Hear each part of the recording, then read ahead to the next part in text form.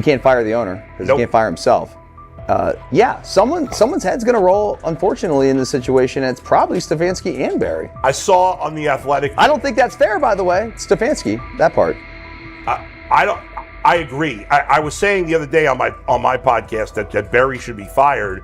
And I said I wouldn't fire Stefanski, but a couple of people made the point of saying, well, if you fire the GM, you got to give him a chance to hire his own coach, which is fair. That's true. Mm-hmm. So I would fire Barry. I would hire a new GM. If that GM thinks Kevin Stefanski's a good coach, wants to stick with him. Right. The situation in Cleveland has escalated with the NFL. Sources indicate GM Andrew Barry is prepared to move on from head coach Kevin Stefanski if he refuses to elevate Shedeur Sanders. The Browns are weighing a major quarterback change. Leadership appears to be aligning behind Sanders and pushing for immediate action. This is a high-stakes decision about control and the team's direction. I think it's unfair for me to comment in I guess, maybe on behalf of the industry. All I can say is this, the time that we spent with Shedeur, and what he's done throughout his college career is impressive. He's an impressive young man. He's a really good quarterback. Sometimes, fit comes into play. And I'd also say this, there are 4 more rounds of the draft. And then maybe lastly, it's less about where you get picked and what you do after you get picked. That's really the most important thing. Getting to know him over the course of the spring, he has a ton of resolve. Andrew Barry appears to be at a breaking point. Pressure from fans and within the organization to play Shedeur Sanders is intensifying. Barry is pushing for a move towards Sanders, while head coach Kevin Stefanski remains cautious about altering the depth chart. The divide is clear. One side wants acceleration, the other a measured rollout. The organization is under heavy scrutiny, and the focus has shifted to when, not if, Sanders sees the field. Has the 4th highest odds of any head coach this season to be fired. He's clearly on the hot seat. It's been a discussion for really a couple of years now, dating back to last season's 3-win season. And he's always had kind of hot and cold seasons. And now the sports books are saying he's 4th on the list. Number 1 is Mike McDaniel of the Miami Dolphins, Brian Dable of the Giants at 2, Shane Steichen at 3, and there is Kevin Stefanski plus 650 to be fired. This has moved beyond tension to outright stubbornness. Rather than elevating Shedeur Sanders, the staff has chosen Dillon Gabriel. The current depth chart looks less like a forward plan and more like resistance to change. Fans have been clear about who they expect to see, yet the organization keeps delaying. Every week without a real evaluation of Sanders slows development and blurs accountability. Cleveland is choosing a conservative approach when a decisive decision is needed, sending a message of uncertainty to both the locker room and the city. Now being the 3rd-string quarterback for the Cleveland Browns, was that so much was made out of unbelievable. He actually made the team as the 3rd-string quarterback. Like that was a big deal. Like that was somewhat of a surprise to a lot of people. He should have been the first pick in the draft. Kevin Stefanski appears to be doubling down to validate his approach. Despite sustained demand from Browns fans to see Shedeur Sanders reflected in chants, merchandise, and constant discussion, he continues to keep Dillon Gabriel in front on the depth chart. The decision functions as an assertion of control rather than a response to momentum. Even with clear signals from the fan base, Stefanski is staying with Gabriel and delaying a full evaluation of Sanders. It is a deliberate choice to maintain his plan and pacing, not to accelerate change. Cleveland is prioritizing continuity over recalibration, keeping any transition to Sanders on hold. But yeah, I mean, the Browns are in a tough spot. They have wasted. You traded a ton of high draft capital to get Deshaun Watson. You've gotten nothing out of Deshaun Watson and missed an opportunity. Like, who knows who they would have drafted. Now, maybe they would have screwed up those picks and the Browns would still be in bad shape. Andrew Berry is likely frustrated watching Dillon Gabriel default to conservative throws while the offense stalls. From a football perspective, this appears to be the hill Kevin Stefanski is choosing to stand on. Keeping Gabriel ahead of Shedeur Sanders has limited the unit's explosiveness and prevented a full evaluation of a higher ceiling option. Drives end quickly, field position flips, and momentum is lost while Sanders remains on the sideline. Fan patience is wearing thin. Each ineffective series intensifies criticism and shifts scrutiny toward the coaching staff's criteria for the depth chart. With every additional snap for Gabriel, the decision reads less like an open competition and more like rigid adherence to a plan that isn't producing results. The optics are clear. A dynamic quarterback sits while a cautious approach keeps the offense in neutral. If this continues, accountability questions will grow inside and outside the building. What performance benchmarks keep Gabriel ahead of Sanders? When will Sanders receive first-team reps in live situations to allow a fair comparison? The front office must decide whether to preserve continuity or pivot toward a timely assessment of Sanders. The longer the current approach stays in place, the more it signals stubbornness rather than adaptation, and the more pressure mounts to realign the plan with on-field output. I honestly see it happening if the Browns lose a bunch of games. Like if they get 5 wins or less, I see the report coming out now that Stefanski will be fired. I don't want it to happen. I want the Browns to be good, win a bunch of games. I think that they're going to be a team that is slept on and can at least get 7 wins, which is why if they don't, I see Stefanski getting all the blame for that, and there'll be a new coach in Cleveland. Because their players, to me, are there once again. We've talked about the incredible rookie class. The approach in Cleveland lacks consistency. One week, Andrew Berry signals he wants Shedeur Sanders on the field. The next, Dillon Gabriel gets the reps and the plan stays conservative. Through it all, Kevin Stefanski shows limited urgency despite pressure on his job security. Fans are asking for an offense that can push the ball, change field position, and produce points. Instead, the unit leans on short throws and cautious sequencing. Gabriel's play keeps the ceiling low and momentum static, while a full evaluation of Sanders is postponed. The result is growing frustration and a clear disconnect between the front office, coaching staff, and expectations in the stadium. The NFL tried to teach him and his father a lesson. You don't act like that. You don't talk like that before a draft. We'll show you how our game is played. We will watch you plummet all the way. I think he would have gone undrafted except for that owner in Cleveland. And he is the key to everything because he is something of an against-the-grain maverick owner. He's kind of a wannabe Jerry. Fan speculation is growing. Some believe Kevin Stefanski lacks confidence in Shedeur Sanders. Others think he's prioritizing Dillon Gabriel for reasons unrelated to performance. A more extreme view claims Stefanski is manipulating outcomes to secure a buyout. Whatever the motive, the risk is clear. This approach is straining his relationship with GM Andrew Berry and alienating the fan base. Pressure is rising, Berry's patience is running out, and supporters have shifted from requests to demands. If the current plan continues, calls for a change in quarterback and accountability will intensify. Honestly, guys notice it more when you're out winning games, right? If Cleveland starts off in a bad start, they're not doing well, and all of a sudden Shedeur or Dillon Gabriel are doing well in 7-on-7. They're throwing dimes. In practice drills, the number one defense can't stop them.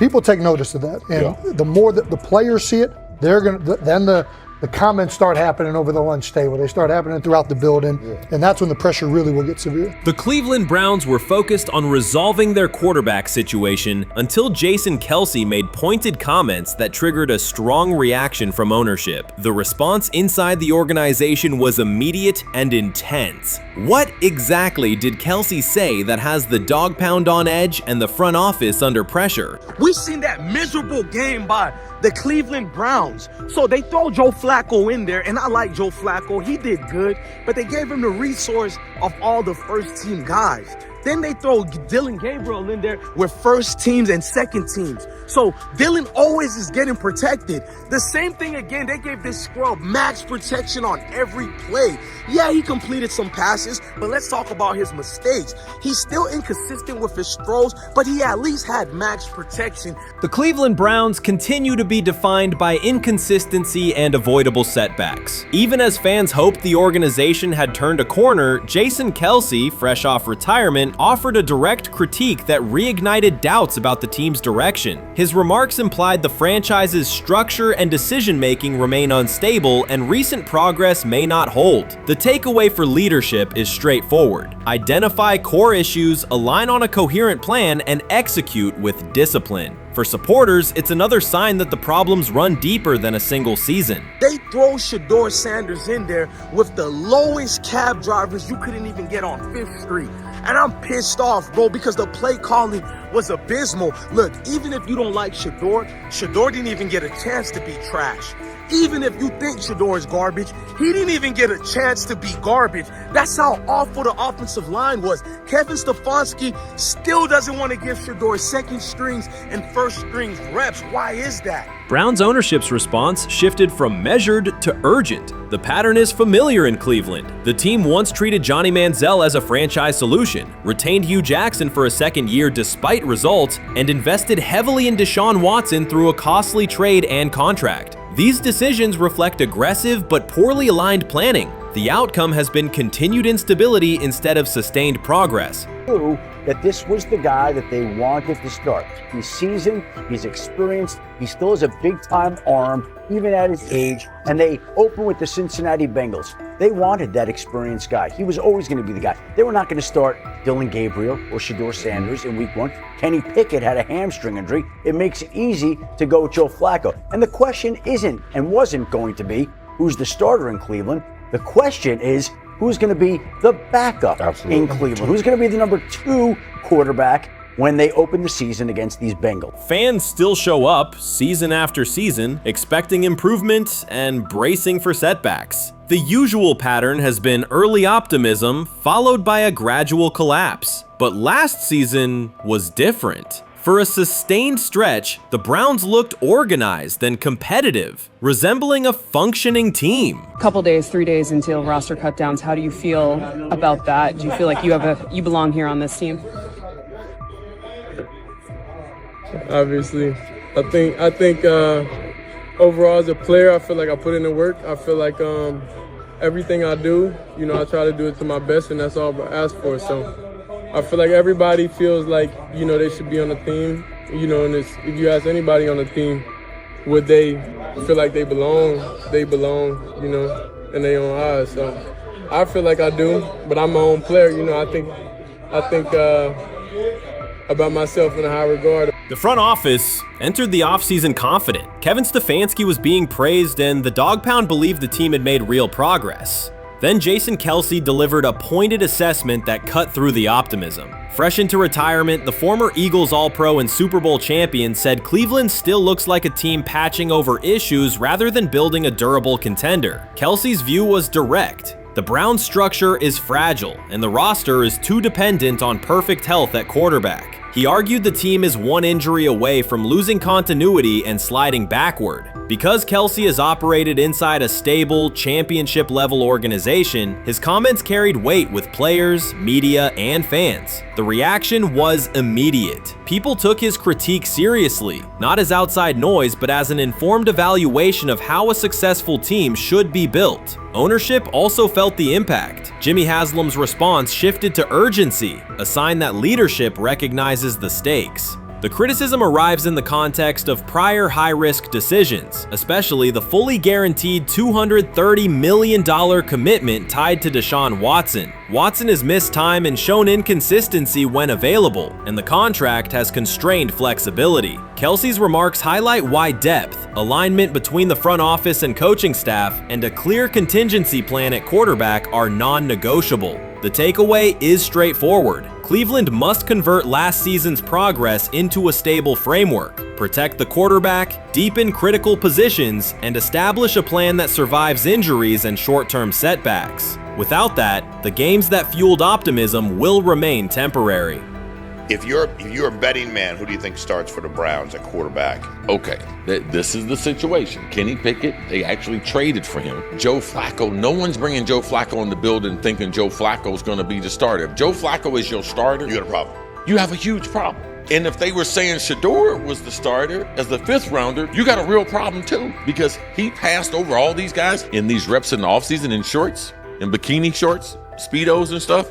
Like, no, that kind of stuff. So I'm not that surprised. When you put down a 3rd round pick on a quarterback, you do believe he has a certain skill set. Jason Kelce stated the obvious. Cleveland committed to a quarterback who hasn't played at an elite level in years, and Joe Flacco's playoff run didn't change the long-term outlook. Ownership appeared more upset that the criticism was public than by the substance of the critique. Many fans agreed. They've seen this pattern before. Rosters age, injuries are inevitable, and when a single contract dominates the cap, one setback at quarterback can undermine the entire season. Kelce's broader point was about structure. The Browns prioritized the high-cost, uncertain starter over depth and contingency. The late-season surge masked issues that remain: limited cap flexibility, thin depth at key positions, and an offense that lacks a credible Plan B. Fans recognize how quickly a strong defense can decline with injuries, and how an offense without redundancy stalls. The AFC North raises the stakes. Baltimore with Lamar Jackson sustains a top standard. Cincinnati with Joe Burrow returns to contention when healthy. Pittsburgh rarely slips below .500 under Mike Tomlin and wins with defense and consistency. In that environment, Cleveland can't rely on perfect health or peak form from one player. The path forward is clear. Diversify cap allocation, reinforce the offensive line and receiver depth, carry a legitimate backup plan at quarterback, and install a scheme that functions regardless of who is under center. Given what we saw yesterday with Shedeur Sanders, somebody on the Cleveland Browns is 100% getting fired, probably by the end of this year. The person who's probably going to end up getting fired is Kevin Stefanski, because I know that he didn't want Shedeur Sanders on the team. It was Andrew Berry who made that pick. You can't really go against your GM. Bad things happen in this situation. But Shedeur Sanders is not without fault for what we saw yesterday. This is the play that we saw yesterday that has the internet just exploding, where Shedeur Sanders took like a 24-yard sack.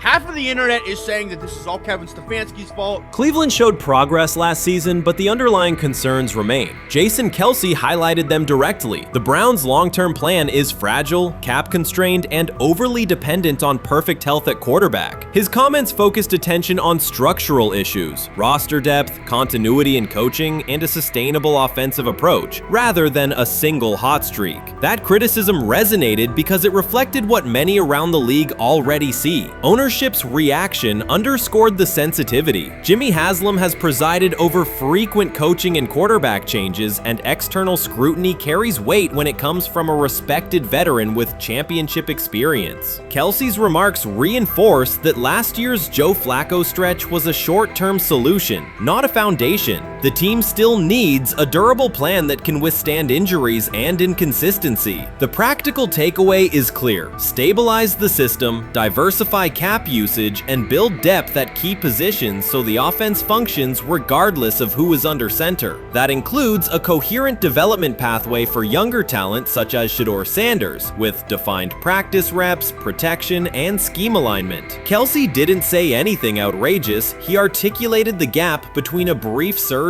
and a credible long-term contender. I have the faith of a mustard seed.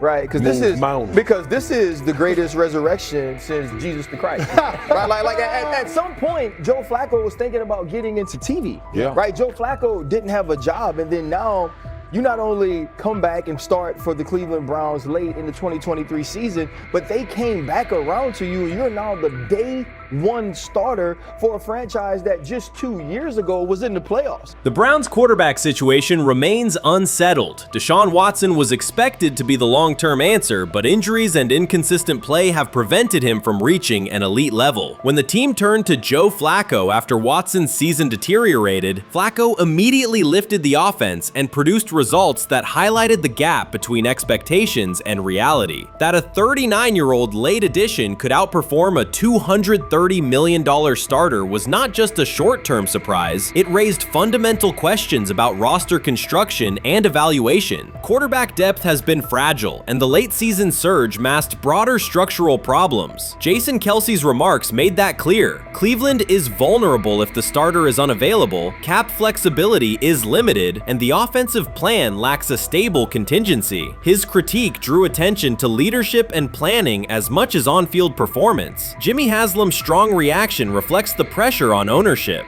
The organization has promoted a message of stability and progress, but Kelce's assessment suggested those gains are not yet durable. The path forward requires a realistic approach to the cap, a credible backup plan at quarterback, and a system that holds up regardless of personnel. When he led college football in completion percentage and he threw almost 40 touchdowns for over 4,000 yards, how tall was he? Because they make it seem like he shrunk all of a sudden, RC. Oh, how lively was his arm? Because all I know is somebody did that. Somebody threw for over 4,000 yards, somebody threw for almost 40 touchdowns, and somebody led college football in completion percentage. Now, I'm trying to figure out, what I try to figure out all the time, Mel, is how a guy that hadn't played football in almost 5 months. Shannon Sharpe has publicly defended Shedeur Sanders and criticized those questioning him. Sanders has earned higher recognition and some fans are responding negatively. Although there's debate about whether he belongs on a second team list, Sharpe maintains that Sanders' career is clearly ascending. Reactions on social media are mixed. Some users are angry, others are surprised, and a few say they anticipated this result. The conversation remains active. When reports confirmed that Shedeur Sanders had been elevated from second team to near top tier status, Shannon Sharpe issued an emphatic response. He delivered a detailed rebuttal to critics, underscoring why Sanders deserved the promotion and directly challenging those who doubted the decision. I don't think that he was underprepared during these meetings. I don't believe any of these stories that he showed up arrogant and that he was bombing his interviews. I mean, you watch the film, he's on time, he's on point.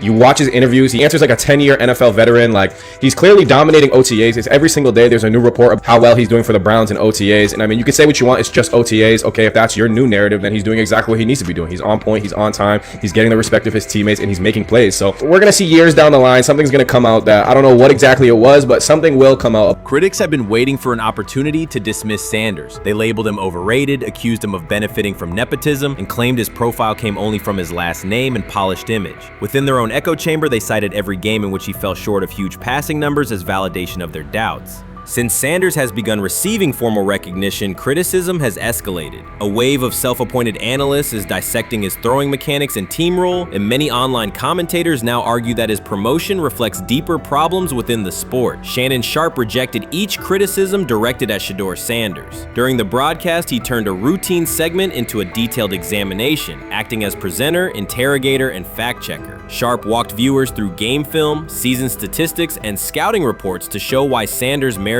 his recent promotion. Whenever a panelist claimed Sanders had not earned the role, Sharpe countered with completion percentages, efficiency ratings under pressure, and documented late-game drives that changed outcomes. He stressed that the backlash was driven less by on-field evidence and more by reluctance to revise earlier opinions. Sharpe argued that critics were upset not because Sanders lacked qualifications, but because his progress contradicted their initial narrative. By the end of the discussion, Sharpe had moved past simple defense and reframed Sanders as a clear example of performance-based advancement, demonstrating that early predictions can be wrong. Never heard of no Dylan Gabriel or Tyler Shock. What the hell is that?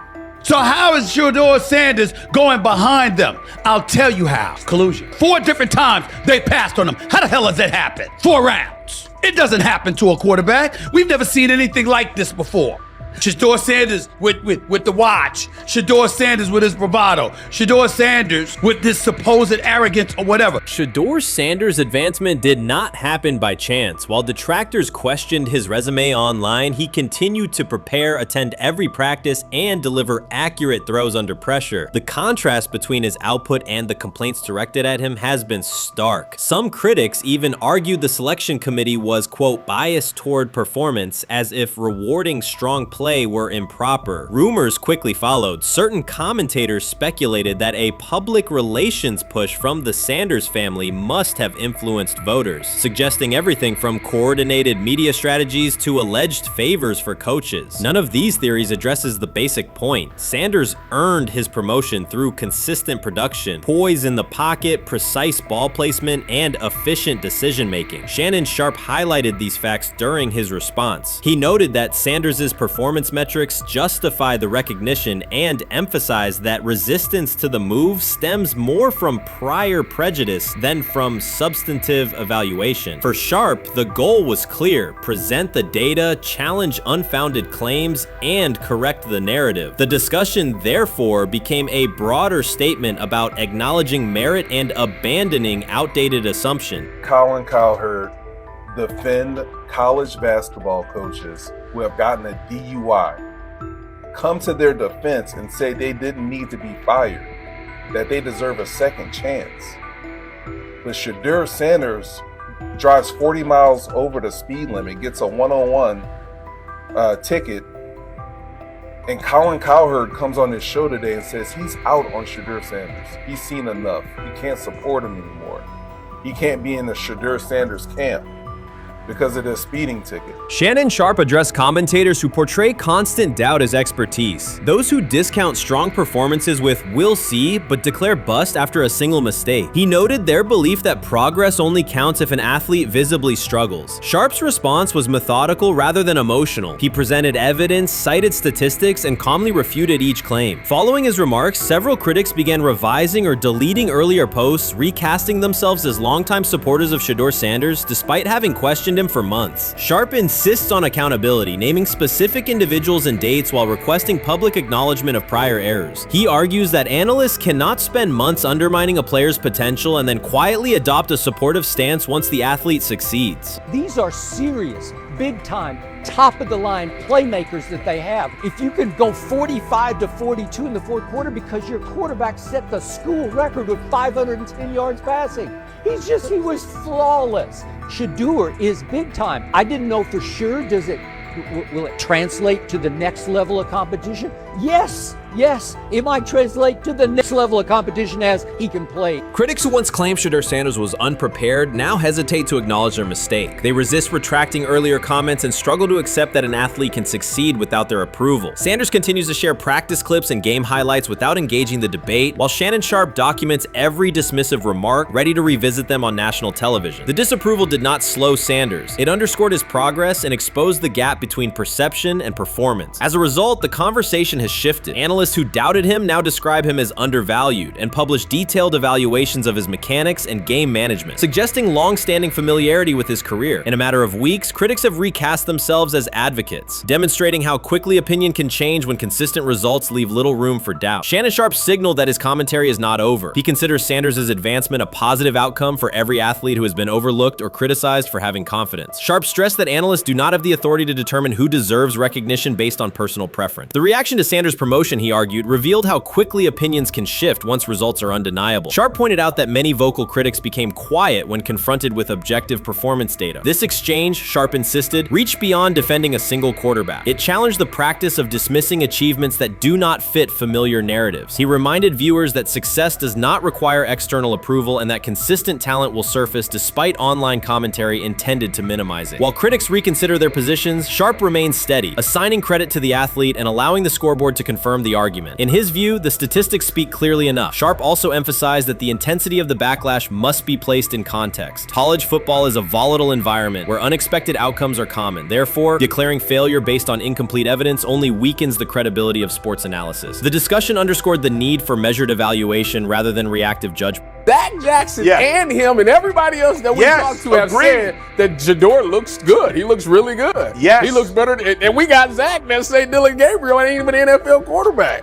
It's true. So how is it that this man can't get a rep with the ones, but that non-NFL quarterback can? We all what agree with sense that. does that make? Some observers now claim that recognizing Shedeur Sanders' strong performance undermines football's traditional standards, even though they previously argued he received coverage only because of his father. Faced with Sanders' current statistics, those critics are searching for explanations that fit their earlier narrative. The data have always been clear. Their earlier objections ignored that fact. Shannon Sharpe is openly highlighting this reversal, comparing past negative remarks with Sanders' recent 400-yard games to demonstrate the gap between criticism and evidence. Sharpe did not force these commentators to backtrack. He simply displayed their earlier claims alongside Sanders' results, allowing the contrast to speak for itself. You made an interesting point. So I tend to have the drip, drip, drip. This was my Johnny Manziel theory, is that everybody makes mistakes, especially when you're young.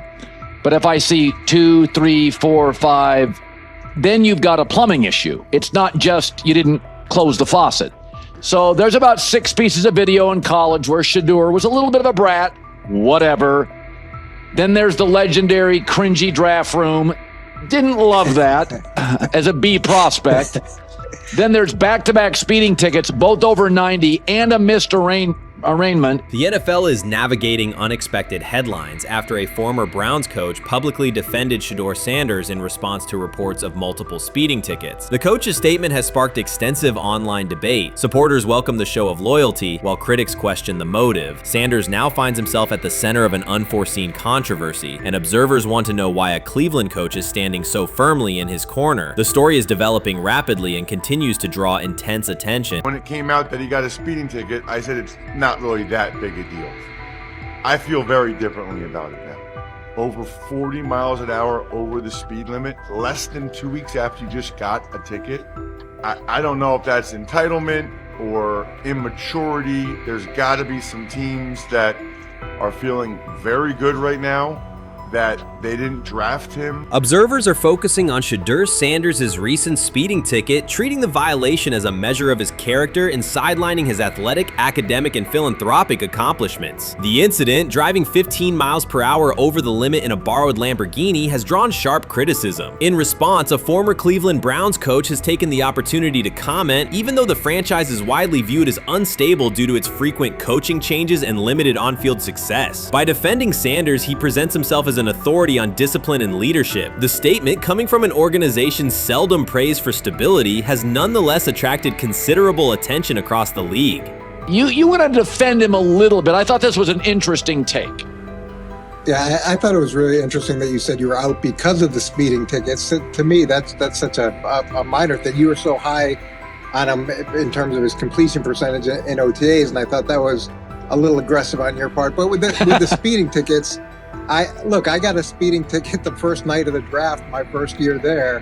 I thought maybe I'd get the benefit of the doubt, but they gave it to me anyways.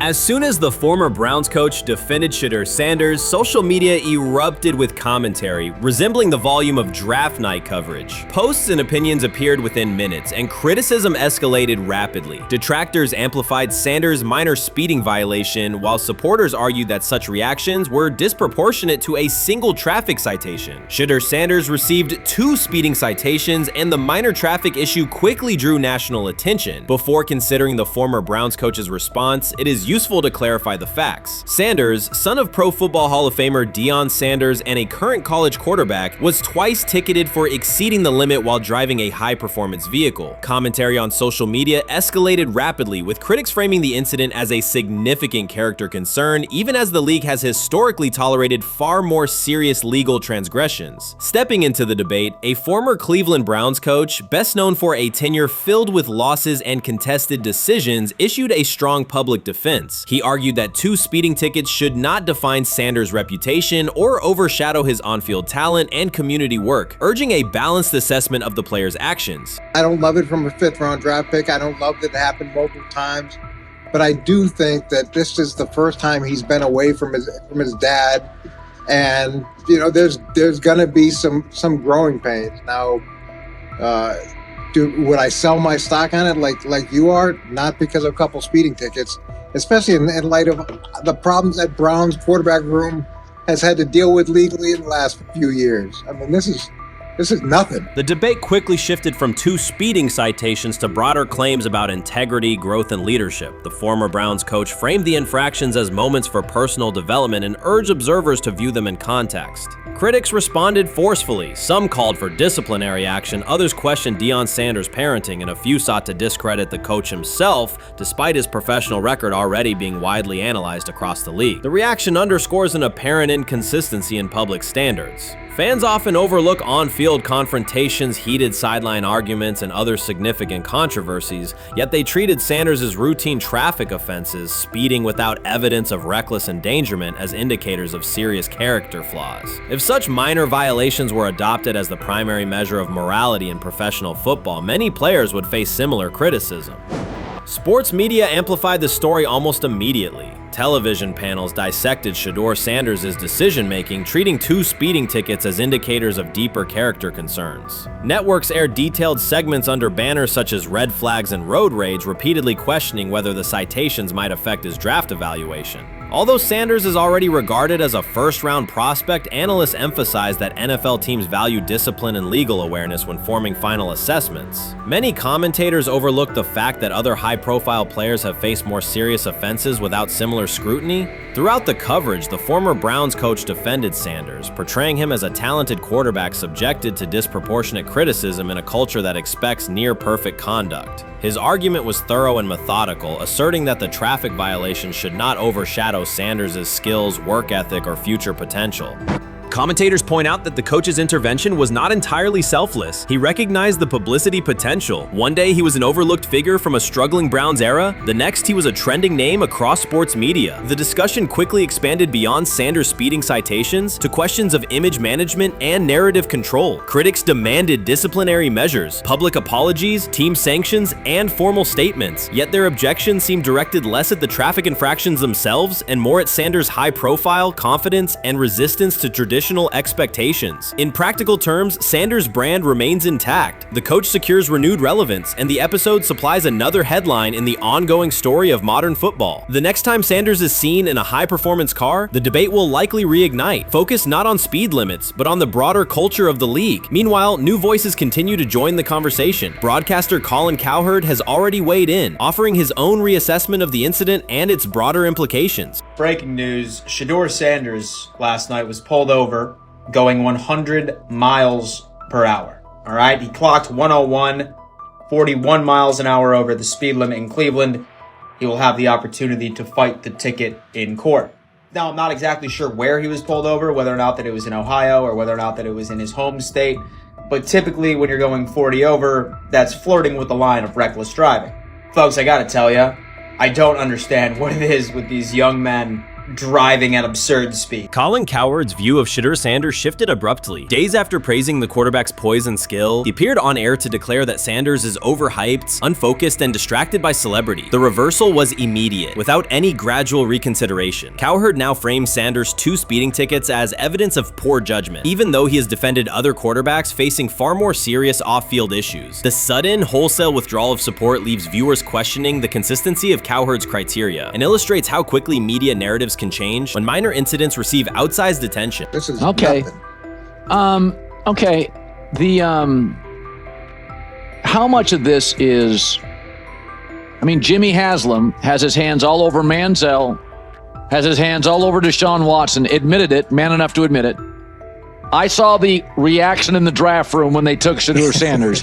Pretty obvious it wasn't the coach and the GM's pick. How much is this? This team has 8 last place finishes in 13 years owning it. How much of this is we don't have a very good owner here like Washington, D.C. and the Commanders? Yeah, I didn't love the owner stepping in and saying, hey, you got to take this guy in the 5th round.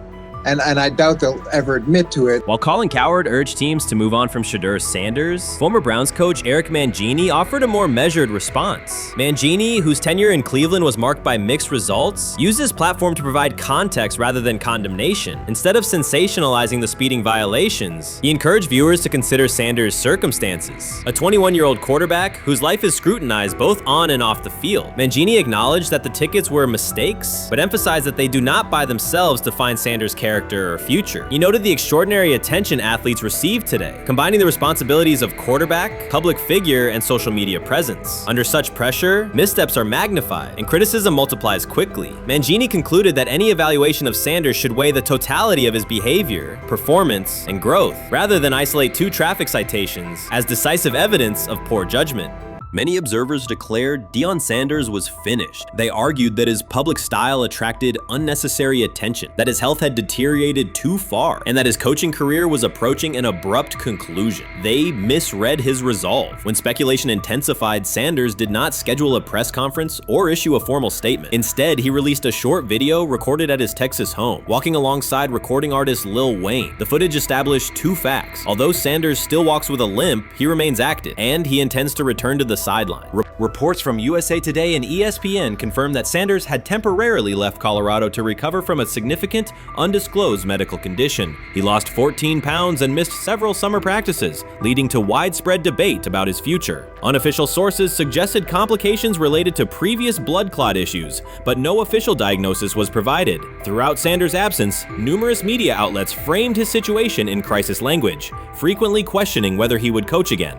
By comparison, when coaches such as Lincoln Riley paused their duties for health or family reasons, coverage emphasized understanding and patience, an imbalance that reflects a common difference in how high-profile black coaches are treated. Sanders' silence was not a retreat, it was a period of recovery. During rehabilitation, he relied on family, faith, and trusted colleagues, yet stayed connected to his program through brief online updates. The video with Lil Wayne demonstrated that he retained strong support from influential friends, countering narratives that portrayed him as isolated or on the verge of retirement. The visual evidence showed that his setback is temporary, and that he remains determined to lead Colorado into the forthcoming season. Since accepting the Colorado position, Sanders has dramatically elevated the program's national standing. He first drew national attention to Jackson State and the broader HBCU football landscape, then moved to Boulder and transformed a one-win team into a central storyline in college athletics. His approach, combining hip-hop culture, direct communication, and open expressions of faith, has challenged conventional expectations for head coach behavior. Each step forward has been met with heightened scrutiny. His time at Jackson State was labeled a publicity stunt, his departure for Colorado was framed as abandoning HBCU culture, and his social media presence has been cast as distraction from traditional coaching responsibility. Critics often magnify Sanders' missteps and question his motives, while comparable actions by other coaches receive neutral or sympathetic coverage. Showings of enthusiasm from Brett Favre and disciplinary intensity from Nick Saban are celebrated as competitive passion, yet Sanders' displays of confidence are frequently labeled arrogance. The discrepancy illustrates deeper biases rather than differences in performance. Sanders' success challenges entrenched expectations of how a college football leader should look, speak, and act, especially a black coach who refuses to downplay his identity.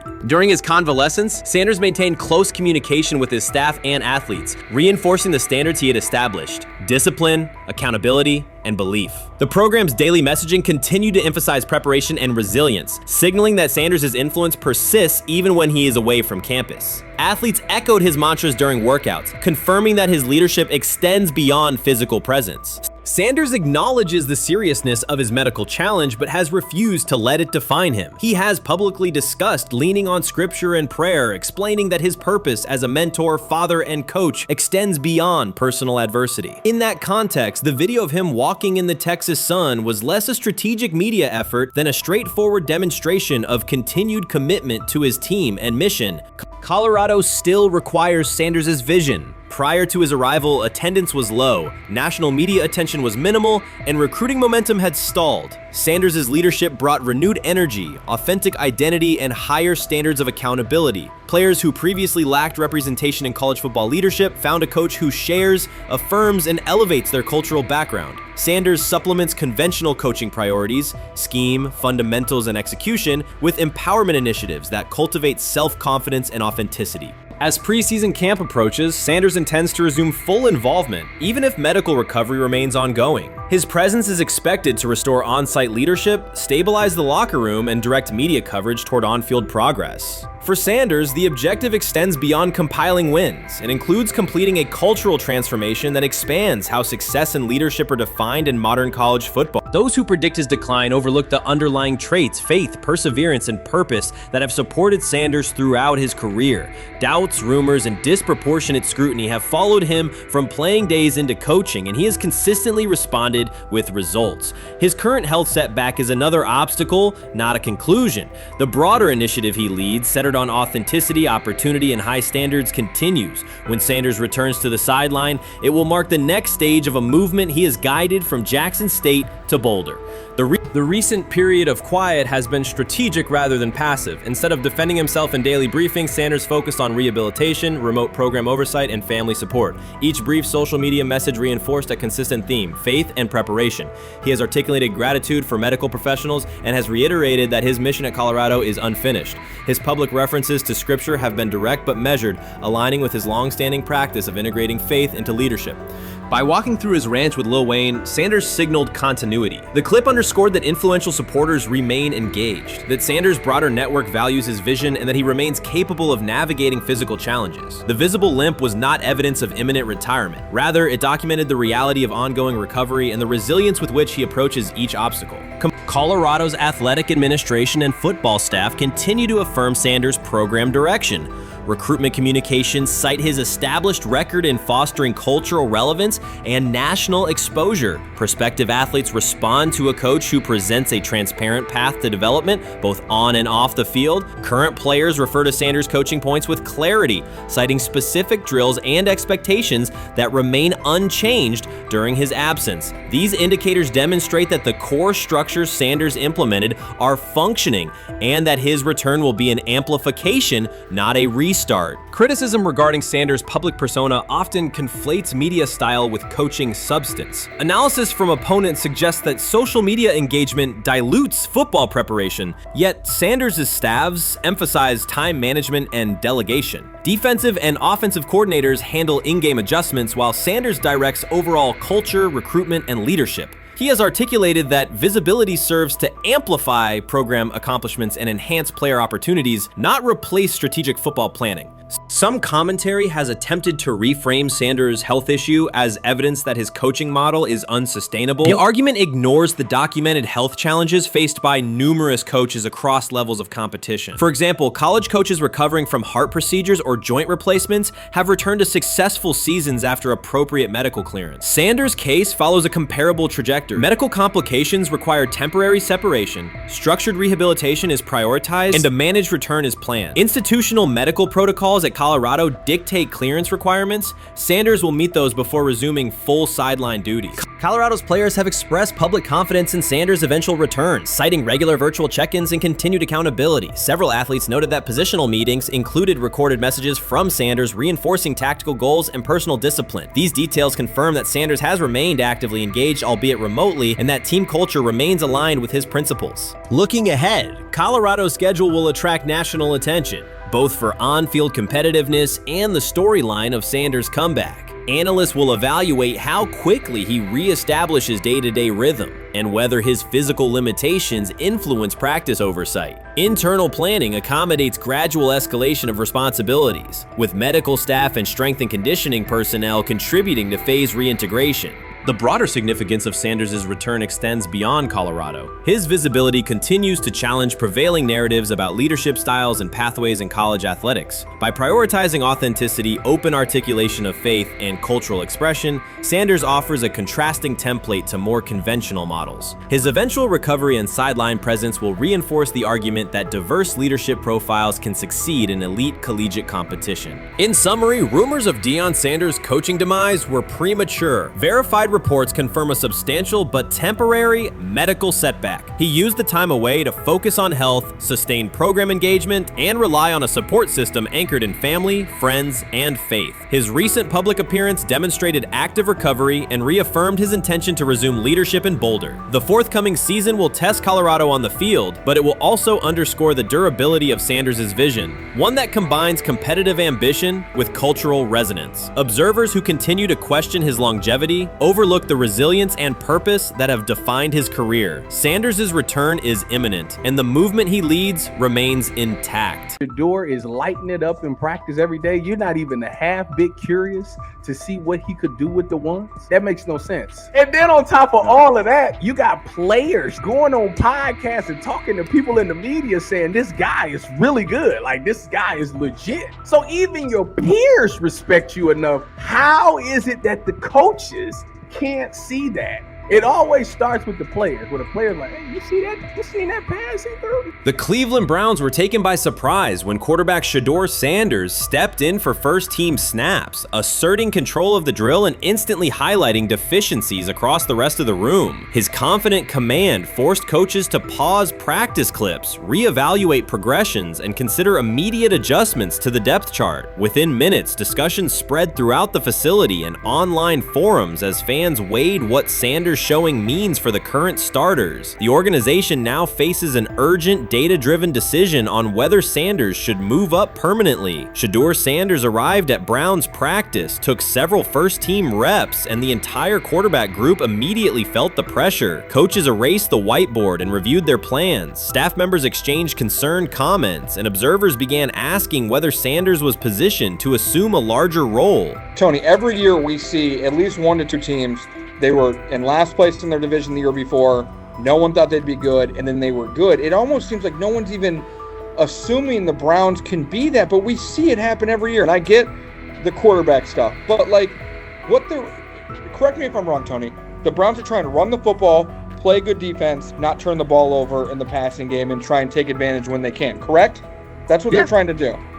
That was the 2020 offense. The Cleveland Browns are still searching for stability at quarterback. Deshaun Watson is yet to deliver consistent starter-level production that justifies his contract, and each game renews doubts about whether he can regain peak form. Behind him, rookie Dorian Thompson-Robinson shows promise but remains inexperienced and unpolished. Coaches are evaluating alternatives each week and may need to adjust the depth chart if progress stalls. The roster around them is built to contend now, so ongoing uncertainty under center is increasingly costly. As we talk about, we do believe in best player available. We do believe in positional value, and we didn't necessarily expect him to be available in the in the 5th round, and so we love adding competition to every position room and adding him to compete with the guys that are already in there. We felt like that was the appropriate thing to do. The Browns quarterback group is unsettled. Deshaun Watson has yet to provide the reliable, high-level play his contract demands, while rookie Dorian Thompson-Robinson remains promising but unpolished. Depth behind them consists mostly of veterans whose experience lies more in holding clipboards than leading offenses. The coaching staff needs an immediate answer, not a 3-year development project. Shedeur Sanders enters as that potential solution. At Colorado, he passed for more than 3,200 yards despite working behind one of college football's poorest offensive lines, consistently demonstrating poise, quick processing, and accurate ball placement under heavy pressure. Film shows steady reads and disciplined footwork, traits that offset concerns that his profile is built on family name or media attention. Cleveland viewed the signing as a low-risk, high-reward move. Early in camp, Sanders received a handful of first-team snaps intended merely as an evaluation. Those plays quickly changed practice tempo. The ball came out on time, receivers hit their landmarks, and the defense struggled to adjust. Coaches immediately expanded the review using phrases such as evaluate every option, an indication that the depth chart was no longer fixed. Watson sensed the scrutiny. Thompson-Robinson increased his urgency. Within minutes, competition in the quarterback room intensified. Sanders repeated that performance in subsequent sessions. His footwork remained clean, progression sharp, and throws firm and precise. Each strong rep forced staff to reassess the plan to keep him buried on the developmental track. The broader context magnifies the pressure. Cleveland's roster is built to contend now. Fans are weary of quarterback turnover, and the front office cannot afford another costly misstep under center. Around the league, rookie passers rarely wait multiple seasons anymore. Joe Burrow, Justin Herbert, CJ Stroud, and even late pick Brock Purdy established that precedent. If Watson opens the regular season and struggles, public calls for Sanders will grow, especially if the rookie flashes in preseason. Alternatively, another team could attempt to acquire him if Cleveland hesitates to elevate his role. Each scenario underscores the same reality. Sanders' emergence has turned a routine camp evaluation into a critical decision point for the franchise.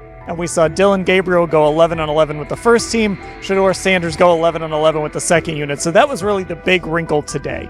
Yes, and of course, it was the first time that we have seen Shedeur Sanders get any of those coveted 11-on-11 reps. Of course, again, it wasn't with the first team offense or against the first team defense, but it's progress. And that means that he's going in the right direction, that the arrow is pointing up. He's coming up the learning curve. So that's good for him. And I actually thought just overall, he had a better day than Dillon had today. He completed more passes. He was more on point. In fact, in that 11-on-11 period, he threw a near touchdown. Desperation can push franchises toward aggressive decisions, especially when their quarterback options appear unconvincing or outdated. One scenario now emerging is that Sanders earns enough confidence to take full preseason reps with the starters, forcing Cleveland to revisit a depth chart it believed was settled at the beginning of July. His practices demonstrate that the excitement around him is grounded in measurable performance. Accurate, high-velocity passes against first-team defenses, and confident command of the huddle. Each strong outing also heightens league-wide interest. Rival scouts adjust evaluations, and general managers revisit their notes, aware that a viable young quarterback may soon become available. Inside the facility, the personnel staff must balance short-term results with long-term roster planning, knowing that an early move could reshape salary cap allocations and locker room dynamics. The pressure on Watson and Thompson Robinson escalates accordingly. Both must produce visible progress to maintain their current roles. Cleveland's recent history shows how quickly promising quarterback situations can devolve into controversy. The franchise has turned potential breakthroughs into organizational turmoil before, so observers remain cautious about how this competition will unfold. They say training camp decides depth charts, but Shedeur Sanders began fighting for his job long before he will step inside the Browns facility. While most first-year players squeezed in one last vacation, he slipped onto a private field in Texas, strapped on Cleveland's helmet and shoulder pads, pulled a fresh number 2 jersey over his chest, and started rifling timing routes as if it were the opening drive of week 1. No cameras, no hype track, no product placement, just sweat, cadence, and ball placement. A rookie does not rehearse in full game gear unless he already envisions himself commanding the huddle. Plenty of observers shrug that clip off. They insist the 5th rounder, quote, isn't ready, cling to depth chart conventions, or whisper that the name across his shoulders did most of the talking on draft day. Maybe it is the Deion connection, maybe it is a preference for prospects who blend quietly into the background, or maybe the league's gatekeepers fear the possibility that the kid is better than the quarterbacks they have spent months promoting. Whatever the motive, the countdown has started, and video rarely lies. Shedeur Sanders is not preparing to arrive. He is preparing to lead. Footage of a 22-year-old quarterback running live reps in July should dominate highlight loops, but it barely registers on national outlets. Why? It ruins the tidy narrative. The easy storyline paints Shedeur as a pampered legacy prospect banking on his father's fame. Yet the tape shows something different. A rookie drenched in afternoon heat, drilling footwork, calling protections, and imagining cover 2 rotation before the first official meeting ever takes place. Elite mental prep looks boring on social feeds. It looks devastating when the season starts. Walk into Cleveland's quarterback room and you step into politics, not simply competition. Joe Flacco, a Super Bowl MVP in decline, carries institutional trust. Kenny Pickett, rescued from Pittsburgh's reset, carries hometown intrigue. Dylan Gabriel, the 3rd-round system fit, carries draft capital the staff must justify. And then there's Shedeur, the lightning rod whose presence alone spotlights every bias in the evaluation process. Coaches frame it neatly. Rookies must wait their turn. The truth is less polite. Practice snaps are currency. Perception is elastic, and early allocations already favor Pickett and Flacco. It is the oldest playbook in the league. Lock vets into the headline roles before pads even crack. Then let repetition shape reality.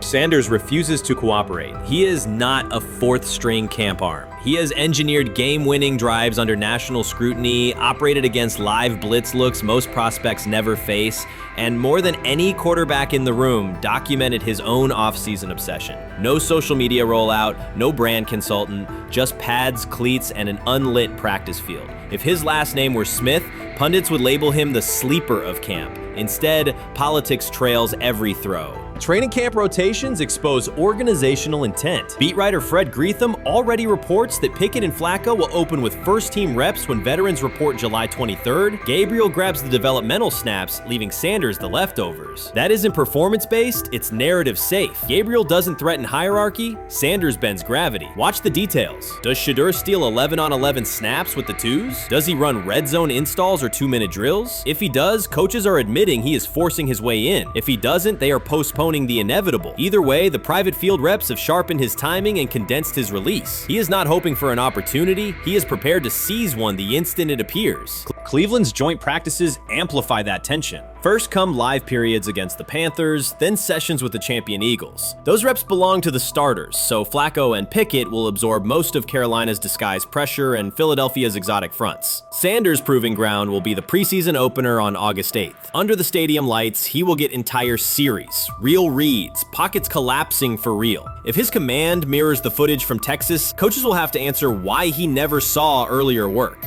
Reps are scarce. 10 padded practices separate veteran arrival from game 1. Even an even split, something that never happens, would hardly suffice. Instead, the staff will funnel snaps toward the comfortable choices. That strategy can bury a rookie, but it can also spark an eruption when limited opportunities turn into highlight drives. One flawless touchdown march in the second half of a preseason game, and the dog pound will chant his name. Then the staff's narrative control evaporates.